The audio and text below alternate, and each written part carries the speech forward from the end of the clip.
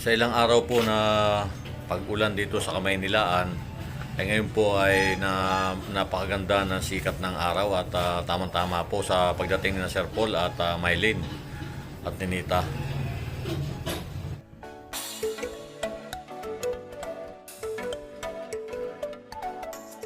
Ayan, narito po tayo ngayon sa magiging tirahan ni Mylene dahil dadating nga po sila ngayon at susundin po natin sila sa airport.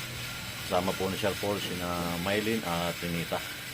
Yun nga po at hangat ko po na maging maayos yung pagbabiyahe nila patungo dito sa Maynila. Ayan po, talagang ready na ang titirhan ni Mylene at Ninita.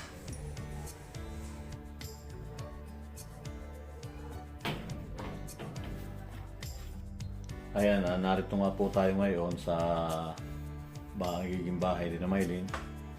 At pupunta po tayo ngayon sa airport para sunduin na po talaga sila ngayon. Magandang umaga po at mapagpalang araw po. May magandang balita po tayo ngayon na na-approve na ang travel permit ng dalawang bata na sina Mylene at Ninita.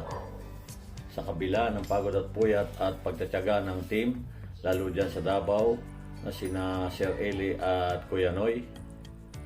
Shout out kay Sir Eli. Ganon din kay Kuya Noy, sa sakripisyo ninyo upang sa hangad natin ang magandang kinabukasan ng dalawang bata. At lalo na kay Sir Paul na di alintana ang pagod. Sa wakas, ito na at naging successful naman.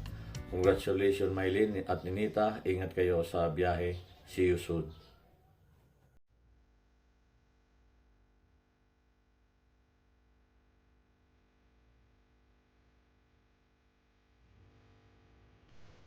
Maligaya at ligtas na pagbabiyahe, PB Team Davao, kasama ang mga bata at kita na lang tayo dito sa Maynila.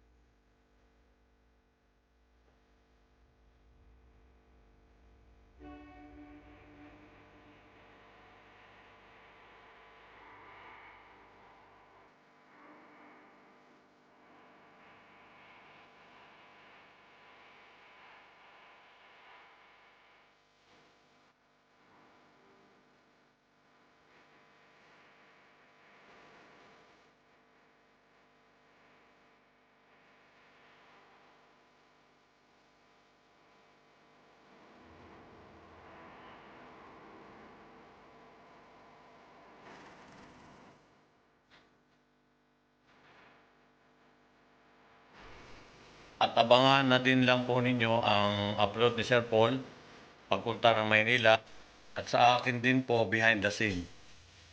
Marami pong salamat at ingat po din lagi tayo. God bless po.